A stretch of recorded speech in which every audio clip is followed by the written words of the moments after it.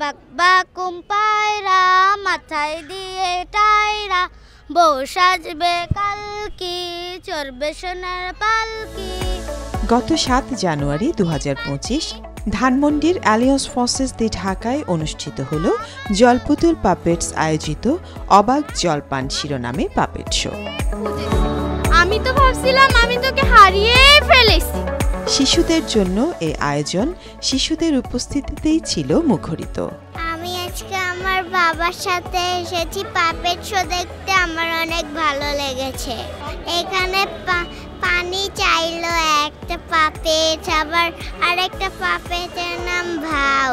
আমার বাচ্চাকে নিয়ে আসছি কারণ পাপেট শো যেটা জলপুতুল এর উদ্যোগে হয়েছে, এটা খুবই সুন্দর একটি আয়োজনের। আগে আমি বিভিন্ন রিভিউ দেখেছি এবং রিভিউয়ে এটা অনেক ভালো লেগেছে, এবং কিছুদিন আগে একটা অনুষ্ঠানে আমি জলপুতুলের সম্পর্কে জানতে পারি, এবং তাই এখন যখন অনুষ্ঠানটা হয় আমি চাইনি আমার বাচ্চা মিস করুক। পাপেট শোটা তোমার কেমন লেগেছে?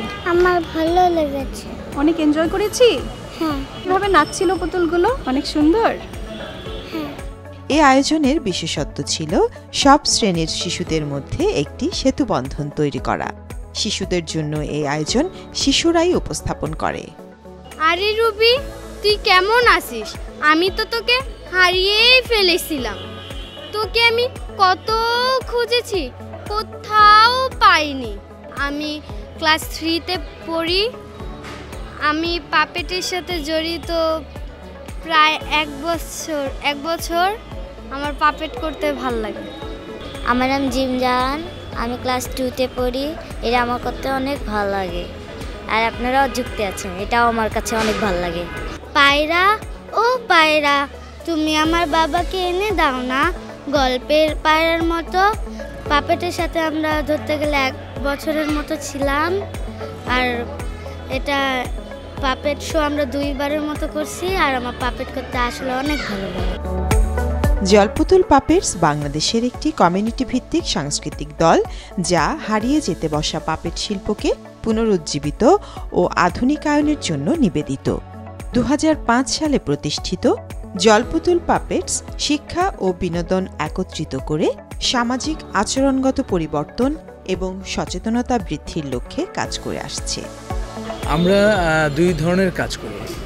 একটা হচ্ছে শিশুর মেধা বিকাশের সাথে ওর বিনোদন, শিক্ষার সাথে যাতে বিনোদনটা হয়ে যায় এর জন্য একটা কাজ করি। আরেকটা হচ্ছে পরিবেশ নিয়ে ওদেরকে সচেতন করা। তারপরে প্লাস্টিকগুলো যে হয় আমাদের, এই জিনিসগুলোকে রিউজ অথবা রিসাইকেল অথবা ব্যবহার না করার জন্য উৎসাহিত করা আর কি। তাছাড়া আমরা আরেকটা কাজ করেছি আজকে, যে এটা যেটা খুবই মজার, যে এইখানে একটা শ্রেণীর শিশুদের সাথে আরেকটা শ্রেণীর শিশুদের একটা সম্মিলন ঘটিয়েছি আমরা। যেমন ছিল এখানে যারা ছিলেন সুবিধাপ্রাপ্ত শিশুরা এবং অভিভাবকরা, ঠিক মঞ্চের উল্টা দিকে ছিলেন যারা পারফর্মার, এরা হচ্ছে একদম সুবিধা বঞ্চিত, মানে এদের বাপ মা নেই আর কি। সো একটা কম্বিনেশন আমরা করার চেষ্টা, যে সমাজে সব শিশুরাই আসলে সমান।